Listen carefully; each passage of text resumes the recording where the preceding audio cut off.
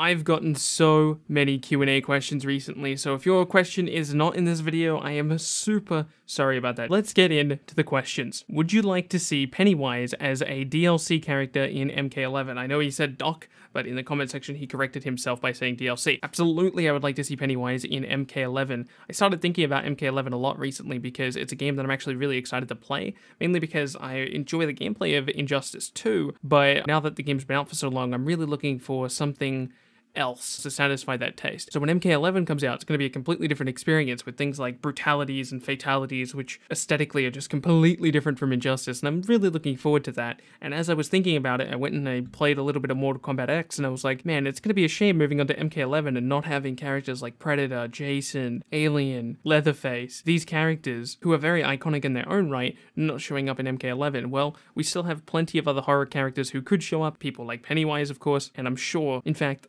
I'd be willing to predict it right now that Pennywise will be in MK11 as a DLC character. Do you think we'll get a watchtower of some kind for a bunch of new gear or premier skins? For people who aren't aware, there's been a ton of rumors going around about a new gear update, and I've actually talked about it, and I actually predicted it a few months ago. I do believe we will get a specific watchtower for a bunch of new gear, and they'll show off the Green Arrow hood, and probably the Bruce Wayne premier skin, which was recently talked about as well. Well, it was leaked, I don't know if it was talked about. If Dexter Morgan could be in Injustice 3 or MK11, which do you think he would fit into, and do you think that's possible? Well, we can actually find out if that's possible very quickly through a quick Google search, which I'm doing right now. So, after a little bit of a Google search, I've determined that it's theoretically possible. Showtime is the company who produced Dexter. Showtime is owned by CBS Corporations. CW is the people who work with DC, and CW is owned by CBS Corporation. So what this means is that through a very indirect way, they could theoretically obtain those rights through a little bit of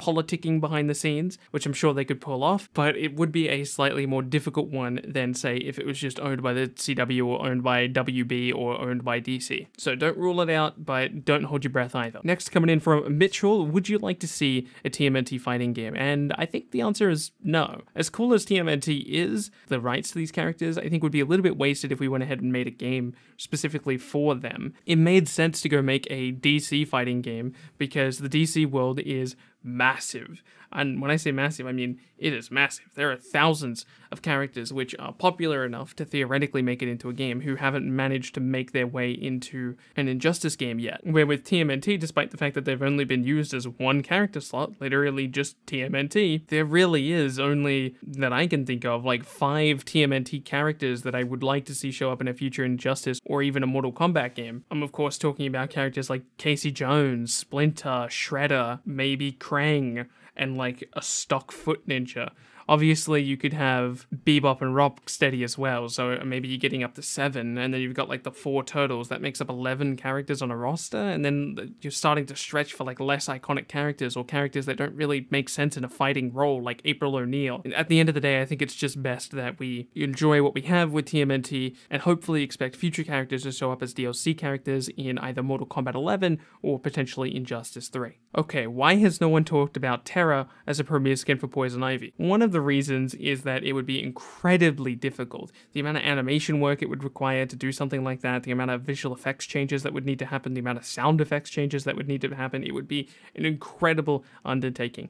That being said, it's possible, I guess. It also needs to be mentioned that the pet that Poison Ivy throws out isn't exactly something Terra can do. I mean, she could do kind of like a rock version of it, but doesn't really make sense, and then the super animation heavily incorporates like a larger version of that pet, which again, I guess could be done with Terra, but again, the amount of extra work it takes to make something like that work probably isn't worth it for a character like Terra, who probably has a pretty high chance of showing up in Injustice 3 anyway, so we should probably just hope for that one. If NetherRealm made a fighting game RPG, would you play it? Well, Injustice 2 is kind of a fighting game RPG. It has many RPG mechanics. You've got a leveling up system, which increases your stats. When you level up, you obtain gear, and you get mother boxes and things like that. You unlock this loot, and then you equip that to your character, and he gets even more stats and special abilities and things like that. This is the direction that I think fighting games should be going in, even if it doesn't change you visually, because it gives you some single-player content to mess around with.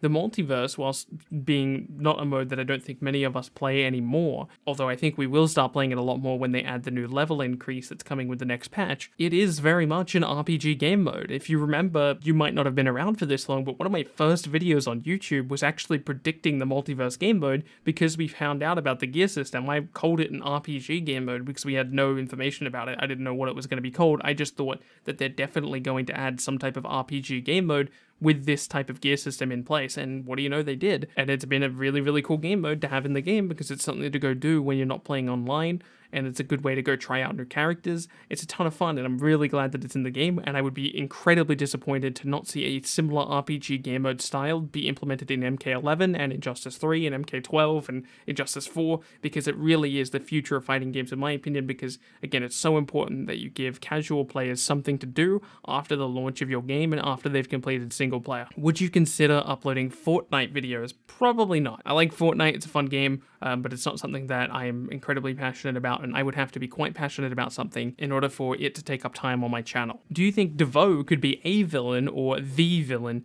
for Injustice 3? And no, I don't really think so. Even as just like a regular villain, I don't think it necessarily works. For the type of story that Injustice needs to tell, he would need to have done something incredible. Keep in mind, everything I just said is despite the fact that I think DeVoe is the best villain the Flash has ever had, at least on the CW shows. Do you think El Diablo from Suicide Squad will be in Injustice 3? And will you make a face reveal? Well, actually, I haven't talked about this on my channel or on my Twitter or anywhere yet, although, come follow me on Twitter, you might get sneak peeks. I will be doing a face reveal sometime this year. Now, as far as the first question goes, El Diablo, I believe, will show up in a future Injustice game. I'm not sure if it's going to be Injustice 3. It depends how successful the Suicide Squad brand is moving forward. I'm not even sure if they're intending to do another Suicide Squad movie. I know they're intending to do a lot of stuff with Harley Quinn. I'm just not sure if that's also going to involve El Diablo. What types of new gameplay features in general would you like to see them add into Injustice 3? I mean, stuff like updates to the multiverse, maybe challenge ladders, with properties like Injustice 1 or combat features. Okay, that's interesting. So I think one of the things I would like to see the most is for them to remove the guild function entirely. Well, not the guild function, sorry. I like the idea of guilds,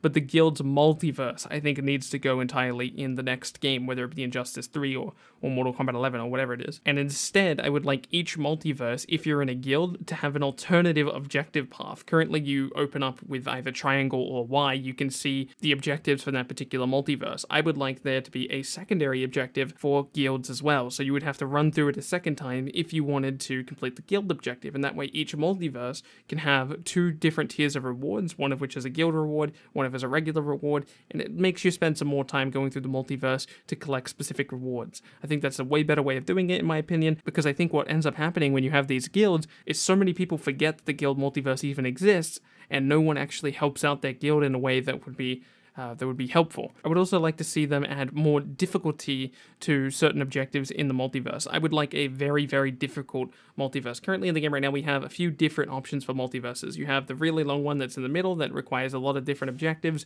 You've got the really short one on the right-hand side. You've got a non-character specific one, but with character specific objectives in the top right-hand corner. And then you have the two character specific ones on the left, and then a special event one that can pop up somewhere in the middle. I would like to see another one be added that is specifically for incredibly difficult challenges and have the reward be very, very good. Not something that you have to pay to get into, but something that's just very difficult to complete. I would also like to see more progression be important. Currently, you can kind of do like a level 20 thing as a level even like 13 really, if you're a good enough player. And whilst I think that's important, I would also really like to see a significant difficulty increase if I'm versing someone who is level 20, or sorry, not someone, but a multiverse opponent who is level 20 while I'm level 13. I would like that to be a challenge, and I don't even need to be rewarded specifically for doing it. I just want to see a noticeable difference in my character as I progress and get more gear and unlock more levels. I don't think we really get that experience right now. What Mortal Kombat guest character do you think will be in Injustice 3?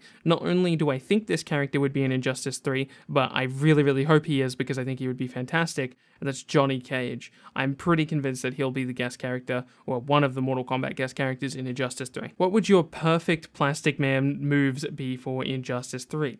I think he would play like a Swamp Thing. I want him to be a grappler character with a lot of range. Currently, the way grapplers play is just not really fun for me. I don't like playing characters like Bane. The closest thing to a grappler I play is Scarecrow, and he's not really a grappler. He's just kind of a long-range dude who happens to have a command grab. That's really about it. So if Plastic Man could even emulate just a little bit of that, I would have a ton of fun with it. What would you think of an Elongated Man skin for Plastic Man if he happens? Elongated Man is one of the funniest things to happen to Flash Season 4, I believe we're on. I think he's hilarious, but that being said, Plastic Man is as well. I'm not necessarily expecting an Elongated Man premiere skin out of a Plastic Man appearance, but it certainly wouldn't disappoint me, and I don't think it would disappoint too many others either. Perhaps maybe it would be something that people expect, but I'm not expecting it, and I'm not holding my breath for it either, but it certainly would be a nice thing to have. Thank you guys so much for watching this video. Leave a like on the video to help other people find it. Subscribe to keep up to date with future content. Come say hi on Twitter, like I mentioned. My name has been BILBZY, and I will see you in tomorrow's video.